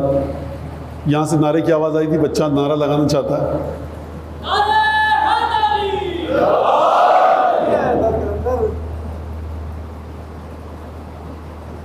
اور دوسری بات، اس نعرے یا علی جو آپ کہتے ہیں، اس نعرے کا نام ہے نعرہ حیدری یا نعرہ ولایت جو آج کل. تیسرا اس کا کوئی نام مت رکھیے. مجالس اہل بیت میں سوائے 4 معصومین کے ناموں کے، ابو الفضل عباس کے نام کے، بی بی زینب کے نام نامی کے، کوئی نحن اہل بیت لا یقاسو بنا احد میں کوئی ہمارے ساتھ کسی کا مقایسہ نہیں کیا جا سکتا. مطلب کیا ہے آپ کا؟ یعنی امام صادق مجھ کو آپ کو دیکھ رہے ہیں؟ سرکار بڑی خام خیالی ہے. ہم اور آپ تو ہیں ہی نہیں کسی گنتی میں. یہاں بات ہو رہی ہے آدم سے لے کر عیسیٰ تک کی. یہاں بات ہو رہی ہے جبرائیل، اسرائیل، اسرافیل، میکائیل کی. یہاں بات ہو رہی ہے ان تمام اشیاء کی جو عالم غیب میں ہیں، جو روحانیت میں کسی مقام پر فائز ہیں. ہم اور آپ تو کسی گنتی میں نہیں آتے سرکار. لا یقاس بنا احد. تو لہٰذا اگر ولایت سے جڑ جائے، دیکھیے صاحب اذان مقتل اور ہمارے خدا ان کی توفیقات میں اضافہ کرے کہ جب جناب حر کو امام حسین نے پانی پلایا تو اب آپ دیکھیے کہ لب کی تری جو لب سے گلو تک پہنچ گئی. اگر آپ ولایت سے جڑ جائیں تو کس طرح سے دل نورانی ہوتا ہے. امام حسین نے پانی پلایا ہے حر کو. اب شاعر اپنے مرثیے میں جو حر کے حال کا لکھا ہے اذان مقتل میں فرماتے ہیں لب کی تری جو لب سے گلو تک پہنچ گئی، ایک لہر تھی جو دل کے سبو تک پہنچ گئی. احسان شناس دل تھا نہ رد کر سکا وہ رو جو آنکھ میں اتر کے لہو تک پہنچ گئی. آپ نے تعریف کی، بہت شکریہ، لیکن اب ذرا معنی بھی سن لیجئے مزید. امامت سے جڑا جاتا ہے اگر امامت کے دسترخوان کی بھیک کھاؤ، وہ غذا جو امام کے صدقے میں ملے، امام کے طریقوں کے مطابق ملے، حلال ہو، طیب و طاہر ہو، یہ ہے تو مادی غذا لیکن خون میں شامل ہو کر نورانیت عطا کرتی ہے کہ نہیں؟ سید الشہداء کی قبر کی مٹی کوئی تعلق نہیں ہے سید مٹی کی حیثیت کیا ہے؟ کربلا کی مٹی خاک اڑ رہی ہے ہر طرف. حسین ابن علی کی قبر کی مٹی اب یہ عرش پر پہنچ گئی. کتنی سکھا دیجیے. اب وہ اس کی جو تعریفیں ہیں، روایات، سبحان اللہ. اب اگر حسین اپنے ہاتھ سے مٹی کھلائیں، اگر حسین اپنے ہاتھ سے پانی پلائیں تو اب سنا آپ نے لب کی تری جو لب سے گلو تک پہنچ گئی، ایک لہر تھی جو دل کے سبو تک پہنچ گئی. امامت سے ملی ہوئی عطا چاہے مادی ہو چاہے معنوی کرتی ہے اثر بدن پر بھی روح پر بھی. لب کی تری جو لب سے گلو تک پہنچ گئی. کیا خوبصورت شعر ہے. تینوں کے تین مراحل کو شاعر نے قلم بند کیا ہے. لب کی تری جو لب سے گلو تک پہنچ گئی، ایک لہر تھی جو دل کے سبو تک پہنچ گئی. احسان شناس دل تھا. امامت کو سمجھنے کے لیے صاحب کردار ہونا چاہیے. جگر خاروں کی نسلیں امامت کو نہیں سمجھ سکتی. نجس نسلیں امامت کو نہیں سمجھ سکتی. لب کی تری جو لب سے گلو تک پہنچ گئی, ایک لہر تھی جو دل کے سبو تک پہنچ گئی. احسان شناس دل تھا نہ رد کر سکا وہ رو جو آنکھ میں اتر کے لہو تک پہنچ گئی. یہ امام حسین نے پانی پلایا تھا. یہ آنکھ میں اترنے کا مطلب کیا ہے؟ یعنی پانی پیا حسین کے ہاتھ سے, آنکھوں نے دیدار کیا چہرہ انور رسول اللہ جو آنکھ میں اتر کے لہو تک پہنچ گئی. احسان شناس دل تھا نہ رد کر سکا وہ رو جو آنکھ میں اتر کے لہو تک پہنچ گئی. اب آپ سنیے نتیجہ. میں نے آج تک انیس نے کہیں ایسی باتیں, اب وہ انیس کو میں نہیں پڑھ سکتا, 3 بند ہیں انیس نے جو کہیں, اور انیس تو بہرحال آسمان پہ پہنچا دیتے ہیں فضائل سید الشہداء. اور اگر واقعا مرثیہ انیس کی طرح کہے تو سبحان اللہ, جب بھی انیس کے مرثیہ پڑھا کیجئے چوم کر رکھا کیجئے تاقچے پر انیس کے مرثیوں کو. یہ جوش خطابت میں نہیں کہہ رہا سرکار, روح القدس جگہ جگہ نظر آتے ہیں آثار روح القدس کے, یہ میں بالکل جوش خطابت میں نہیں کہہ رہا. روایات میری نظر کے سامنے ہیں, آیات میری نظر کے سامنے, انیس کے اشعار میری نظر کے سامنے. انیس نے مرثیہ نہیں لکھے, انیس نے روح القدس کا اظہار کیا ہے. احسان شناس دل تھا نہ رد کر سکا وہ رو جو آنکھ میں اتر کے لہو تک پہنچ گئی. جاگی لہو میں قدر شہ مشرقین کی. جب بصارت اور تمام کی تمام قوتیں حواس خمسہ تم حسین کے قدموں میں نچھاور کر دو, حسین کیا دیں گے اب یہ سنیے. بچے کہتے ہیں نا مولانا کیا, بھائی آپ اپنی آنکھیں نامحرم سے تو بچائیے, تب جلوہ نور امام زمانہ دکھے گا. آپ اپنے قلب میں حضرت حجت کی سچی محبت تو لائیے, تب واجبات کی طرف جائیں گے. مولانا نمازی, مولانا کی میں اپنی ممسم میں پوچھتا ہوں مولانا نمازی, مولانا کی اوقات کیا ہے؟ سرکار ہم خود الارم لگا کر سوئیں, لوگوں سے کہ ہم کو اٹھا دیجیے گا. مولانا کی اوقات کیا ہے؟ وقت کے مالک صاحب عصر, ہم اور آپ زمانے کی قید میں ہیں, زمانہ امام زمانہ کی قید میں ہیں. کہاں وہ جو زمانے کی قید میں, اور کہاں وہ جو زمانے کا حاکم, اس سے جڑنا سیکھیے, مناجات کرنا سیکھیے. نوجوان بچوں کے لیے کہہ رہا ہوں, بات کیا کرو, گفتگو کیا کرو اپنے وقت کے امام سے, مدد مانگنے کا طریقہ سیکھیے. 5 کے 5 حواس آپ نے امام کو دے دیے. شاعر کہہ رہا ہے, عجیب انداز سے فرما رہے ہیں, جاگی لہو میں قدر شہ مشرقین کی, پہلی تھی حر کے دل پہ یہ دستک حسین کی. یہ ہے سلسلہ. لہٰذا کوفے والوں نے خط لکھا, جناب مسلم کو سید الشہداء نے روانہ کیا. آپ جانتے ہیں جناب مسلم کا دوہرا رشتہ ہے سید الشہداء سے. جناب رقیہ جو امیر المومنین کی دختر گرامی ہیں, ان کے شوہر ہیں.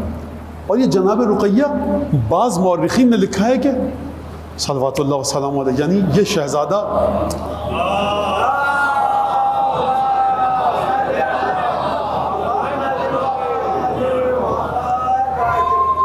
اتنے مظلومیت سے گیا اور اتنی مظلومیت سے شہید ہوا. عجیب حیثیت ہے اس شہزادے کی. کیا گفتگو کی جائے, عقیل کس مرحلے پر ہیں, ابو طالب کس مرحلے پر ہیں. رقیہ جناب امیر المومنین کی دختر بیوی ہیں, زوجہ ہیں جناب مسلم کی, تو دوہرا رشتہ ہو گیا. چچا بھائی بھی ہیں اور بہنوئی بھی. 7 اولاد مسلم کی کربلا میں شہید ہوئی ہیں. اور جناب رقیہ جو جناب مسلم کی زوجہ امام حسین علیہ السلام کی ہمشیرہ, ان کی ایک فضیلت سنتے جائیے کہ جب سید الشہداء نے بچوں کے انتظام کے لیے شب عاشور, بڑی کٹھن رات ہے, کچھ خواتین کو معین کیا. 4 خواتین تھیں, اس میں سے ایک مسلم کی زوجہ تھی اور ایک بی بی زینب سلام اللہ علیہا. یہ اس بی بی کی منزلت کو بتاتا ہے, کس مقام پر یہ بی بی ہیں جناب مسلم کی. بھیجا خط لکھا, یا اہل الکوفہ قد بعثت الیکم اخی وابن امی ورجلا من اہل بیتی, میں نے اپنے بھائی, اپنے گھر کے ایک فرد اور قابل اعتماد انسان کو بھیجا ہے, تم اس کے ساتھ گفتگو کرو. مسلم 15 رمضان کو پہنچے, واپس مکے سے مدینے آئے. سب سے پہلے زیارت رسول خدا کے لیے گئے, قبر رسول کی زیارت کی, پھر اپنے گھر میں آئے اور کوفے کے سفر پر نکل گئے. 11 ذیقعت کو مسلم پہنچے کوفے میں, اور اس کے بعد امام حسین کے لیے بیعت لینی شروع کی. حسین ابن علی مکے میں اور 7 ذی الحج کو حسین نے مکہ چھوڑا مولا نے، مسلم 11 ذیقات کو پہنچ چکے ہیں، یعنی ابھی امام حسین علیہ السلام کے آنے میں مکہ چھوڑنے میں تقریباً 1 مہینہ باقی ہے۔ بیعت لینی شروع کی، واقعات بڑی تفصیل کے ساتھ ہیں۔ جب بیعت لینی شروع کی، ہانی ابن عروہ، شریک ابن عمر، مسلم ابن اوسجہ، جناب مختار، سب سے پہلے جناب مختار کے گھر میں مہمان بن کر داخل ہوئے۔ اب آپ سمجھیں جناب مختار نے جو قاتلین سے انتقام لیا، مہمان بن کر جناب مختار کے گھر میں گئے اور وجوہات کی بنا پر ایک کے بعد ایک دوسرے گھر سے منتقل ہونے لگے۔ ہزاروں لوگوں نے مسلم کے ساتھ بیعت کی۔ ابن زیاد کو علم ہوا، مختصر کر کے بتا رہا ہوں، ایک افواہ کو پھیلا دیا گیا کوفے میں کہ شام سے فوج چل چکی ہے اور بڑا گھمسان کا رن پڑے گا، 30,000 کا لشکر چل چکا ہے اور سب کو قتل کر دے گا، لہٰذا مسلم کا ساتھ چھوڑ دو۔ ہوتا یہ تھا کہ خواتین آتی تھیں، اپنے بھائی بیٹوں اور بچوں کو لے کر چلی جاتی تھیں۔ مسلم نے نماز پڑھائی، خدا آپ کو زیارت نصیب کرے مسجد کوفہ کی، تو کئی ہزار کا مجمع تھا۔ جب مسلم نے نماز عشاء کے بعد دیکھا تو کچھ 100 لوگ رہ گئے تھے۔ کچھ دیر گزری کہ وہ لوگ انگوش شمار لوگوں میں رہ گئے۔ مسلم نے کہا کہ اب تم میرے ساتھ مت رہو اور جاؤ، مسلم کو تمہاری حاجت نہیں ہے۔ زیارت نصیب کرے آپ کو نجف اور کوفے کی۔ جو لوگ جا چکے ہیں وہ باب الثعبان، اژدہے والا دروازہ سب سے بڑا، کہ جس میں اب داخلہ کبھی ہوتا ہے کبھی نہیں، سب سے بڑا دروازہ ہے، باب الشرقی بھی کہتے ہیں، کہ جو مقام خضر علیہ السلام کے ساتھ ہے۔ اس دروازے کی طرف اگر آپ پیٹ کر کے کھڑے ہوں گے تو الٹے ہاتھ پہ، بائیں ہاتھ پہ جو آپ کے علاقہ ہے وہ بنی کندہ کا علاقہ تھا۔ مسلم مقتل کے الفاظ ہے کہ انہی اطراف کی گلیوں میں گھوم رہے تھے کہ آپ جائیں تو کس کے گھر میں جائیں۔ 2 خواتین بڑی معروف ہیں تاریخ میں، ایک جناب طوعا اور ایک جناب شتیتہ۔ جناب شتیتہ کا مقبرہ نیشاپور میں ہے، امام موسیٰ کاظم آئے جس کے جنازے پر، اور جناب طوعا کا مقبرہ مجھے نہیں پتا، یہ وہ بی بی ہے کہ جس کے گھر کے چبوترے پر مسلم بیٹھے۔ یہ بی بی باہر آ کر بار بار اپنے بیٹے، بھائی یا داماد، بہرحال راہ دیکھ رہی تھی۔ ایک دفعہ دروازہ کھولا، دیکھا ایک نامحرم شخص، مسلم کی عمر 55-56، 48 سال سے 55 سال تک کی۔ کہا کہ اے شخص تو کون ہے، یہاں کہاں کیوں بیٹھا ہے؟ میں اکیلی خاتون ہوں اور تیرا اس طرح سے میرے گھر کے دروازے بیٹھنا صحیح نہیں ہے۔ آپ سب جانتے ہیں جناب طوعا کے نام کو۔ دیکھیے، سیکھیے، شرم و حیا کو اہل بیت سے محبت کرنے والی خواتین کے ذریعے سیکھیے۔ اکیلی خاتون ہوں، میرے گھر کے چوکھٹ پر مت بیٹھ۔ کہا پانی پلا سکتی ہو؟ کہا کہ ہاں پانی پلا سکتی ہوں۔ لا کر پانی دیا، مسلم نے کاسا آپ پیا، واپس کیا، کہا پانی پی لیا، قضیت حاجتک، اب جاؤ تمہارا کام ہو گیا، پانی پی لیا، جاؤ۔ کہا کہ میرا کوئی گھر کوفے میں نہیں ہے۔ کہا تو کوفے میں اس حال میں آیا کیوں اگر تیرا کوئی گھر نہیں ہے؟ تو کون ہے اے شخص؟ کہا کہ میں وہ ہوں کہ جس گھرانے کی محبت کو خدا نے قرآن میں واجب کیا ہے۔ ایک دفعہ یہ بی بی جناب طوعا چونکی، کہا مزید تعارف؟ کہا میرا نام مسلم ہے اور حسین ابن علی کا سفیر ہوں۔ ایک جملہ مجھے جناب طوعا کے لیے کہنے دیجئے، اسے کہتے ہیں فقیہ ہے اہل بیت، اسے کہتے ہیں اہل بیت کی چاہنے والی۔ تھوڑی دیر پہلے تک نامحرم تھا، اب بھی نامحرم ہے، لیکن اب میرے مولا کا سفیر ہے، اب یہ ہر شخص کی طرح نامحرم نہیں ہے۔ دروازے پاٹو پاٹ کھولے، کہا مولا قدم رنجہ فرمائیے، ایک کمرہ دیا حجرہ، اس میں آرام فرمائیے، کھانا جا کر دیا، اور مسلم کو کہا کہ مولا کوئی ضرورت ہو مجھے بتائیے گا۔ تھوڑی تھوڑی دیر بعد جا کر یہ مسلم سے گفتگو کرتی تھی، مولا کسی چیز کی ضرورت تو نہیں ہے، یہاں تک کہ اس کا وہ ملعون و بدبخت بیٹا گھر میں آیا یا داماد، اس کو شک ہوا کہ یہ خاتون، یہ مومنہ ضعیفہ بار بار اس حجرے میں کیوں جا رہی ہے۔ کہا اس حجرے میں کیوں جا رہی ہو؟ کہا کوئی خاص بات نہیں ہے، دیکھنے جا رہی ہوں۔ شک ہوا، دیوار ٹٹولتا ہوا آیا، رات کی تاریکی کا وقت۔ جناب مسلم نے پوچھا کون ہو؟ کہا میں تو صاحب البیت ہوں، لیکن تم کون ہو؟ کہا میں مسلم ابن عقیل۔ کہا البشارہ، پورے شہر میں تمہیں ڈھونڈ رہا تھا، امیر نے تمہارے سر کی قیمت رکھی ہے، ابھی جا کر بتاتا ہوں عبید اللہ ابن زیاد کو کہ میرے گھر میں موجود ہے، کچھ 1000 کچھ 100 سکے مل جائیں گے۔ اس خاتون نے کتنی قسمیں دی خدا اور رسول کی، تجھے فاطمہ زہرا کا واسطہ، تجھے رسول اللہ کا واسطہ۔ تجھے پنجتن کا واسطہ، یہ میرے مولا کا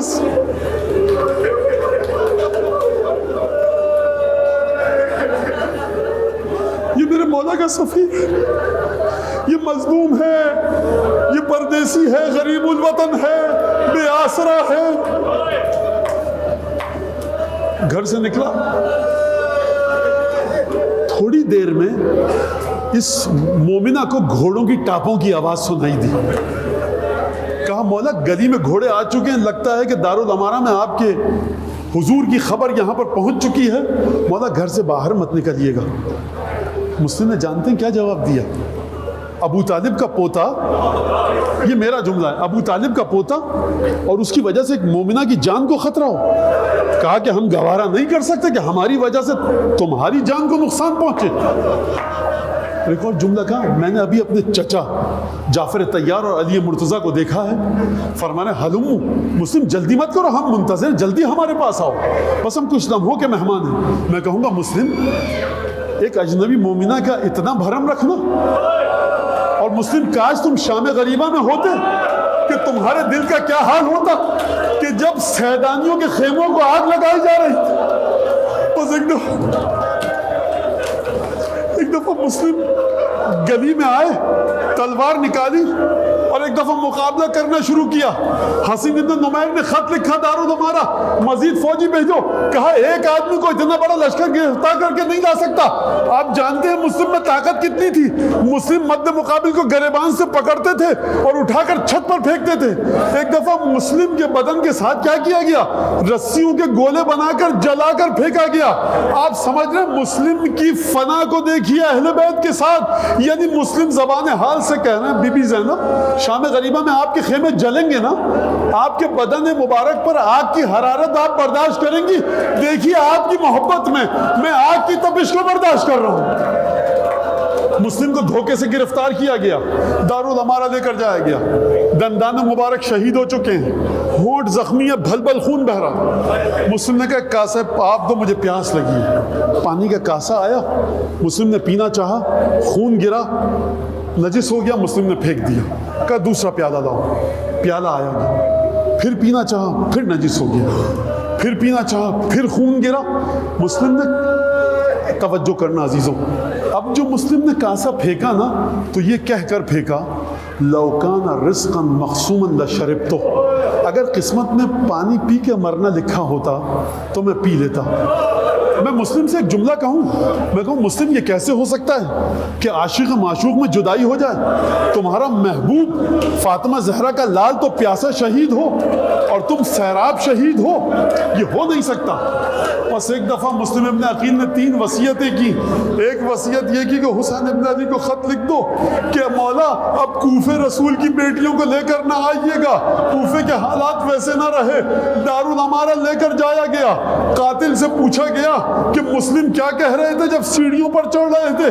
کہا مسلم مسلسل تسبیح و تقدیس و تحلیل میں مشغول تھے. سبحان اللہ والحمد للہ ولا الہ الا اللہ واللہ اکبر بسم اللہ وباللہ وفی سبیل اللہ. ایک دفعہ مسلم کو دارالامارہ کے چبوترے پر کھڑا کیا گیا. قاتل نے گردن قلم کی، بدن مطہر کو دارالامارہ سے زمین پر پھینکا گیا، لاش کی بے حرمتی کی گئی.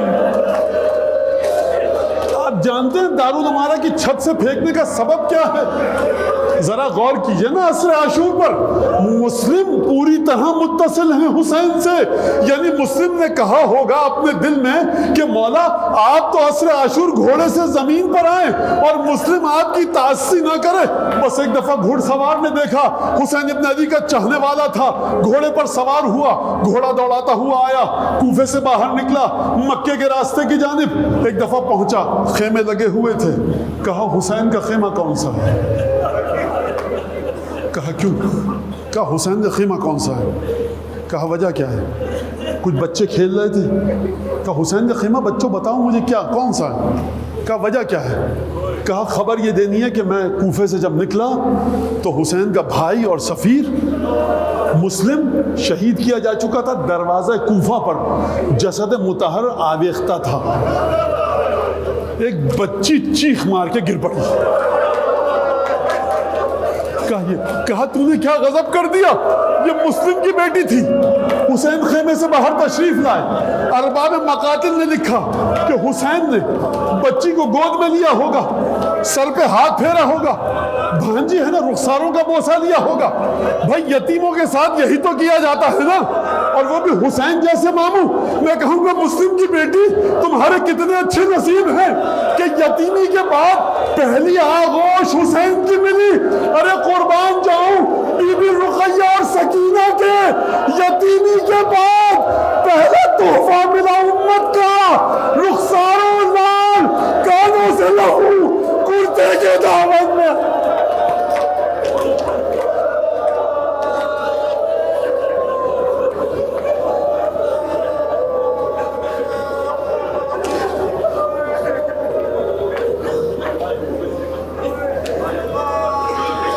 اللهم بحق محمد وعلى محمد وعلى صلى على محمد